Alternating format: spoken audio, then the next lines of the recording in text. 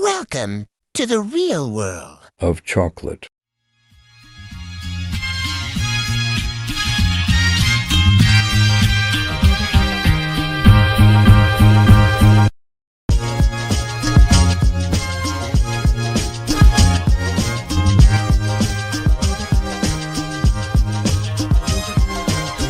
Hello, friends of Choco Trafficante.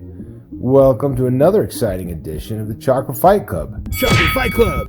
Otherwise known as Two Chocolates and a Plant. Chocolates and a plant. Here's the plant. Hello there. This is a special edition for Easter and Mother's Day. We decided instead of two chocolates, we'd have a bunch of chocolates because, lots of you are going to buy chocolate. And so we wanted to give you lots of choices of all the different ideas you could look at in terms of chocolate. You can see all the different colors and the styles and the origins. There's so many chocolates over here. And here we have a couple of examples of that other chocolate that maybe you'll buy, maybe not after we talk about it a little bit. So welcome to Two Chocolates and a Plant Holiday Edition, because we got a whole lot of chocolate and a whole lot to talk about today. So welcome. It's not sponsored by, but I just went to Caputo's, which is in Salt Lake City, Utah. They sell Italian food. They also have one of the most amazing chocolate selections you're ever going to see. They're available online, caputos.com. I definitely think you guys should check these guys out. I got all of this chocolate at Caputo's, by the way, the other day. It's a pretty big stash. I'm hoping it lasts me at least until Father's Day, which is in a few months. Is that enough chocolate till Father's Day? I hope so. So I won't tell you how much I spent because it wasn't cheap, but it was fantastic. And I want to thank Caputo's again. These guys have a fantastic approach to chocolate. By the way, caputos.com.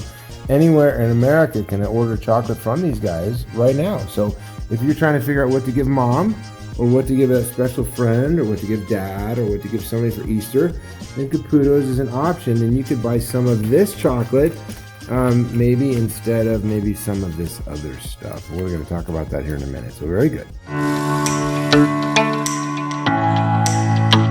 Thinking about dark chocolate, I might look at a bar like this. This is Dove. It says dark chocolate. It says silky smooth. And so you think, wow, what percentage cocoa is this? And it doesn't say on the package, so you really wouldn't know. So maybe flip it over, you look at this, and you say, oh, it says semi-sweet chocolate. That's interesting. But the first ingredient is sugar, which is weird because dark chocolate usually wants your first ingredient to be something like cocoa beans or cocoa butter. But the first ingredient is sugar. It doesn't say how much. And then it says chocolate processed with alkali. And that's a problem because alkali is used to take the harsh flavor out of badly fermented beans. So when they say processed with alkali, that's a pretty good sign that the raw cocoa beans that were used were not very good.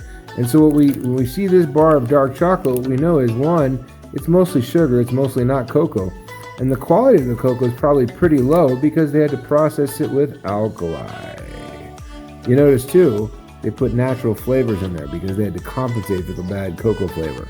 So that's what I look for when I say, maybe that's not a chocolate I want. Here's another version. When I was a kid, I used to eat Hershey's Special Dark, and I thought, wow, I'm eating dark chocolate. But there's a weird thing. There's no percentage marked on it. How much cocoa is it? And it says milk mildly sweet. And you kind of look at this, and there's no percentage marked anywhere on it. And you look at these ingredients, if we can find the ingredients here. Oh, there it is. And the first ingredient is sugar. And it's really odd that the first ingredient in a dark chocolate would be sugar. Cocoa butter they have, cocoa processed again with alkali. Again, that's a harsh process they use to fix the flavor of bad flavored cacao mostly. It says, according to the label, special dark, but you have no idea how much cacao is in there. And you have these other weird ingredients, and it's processed with an alkali because, again, the cacao isn't really good.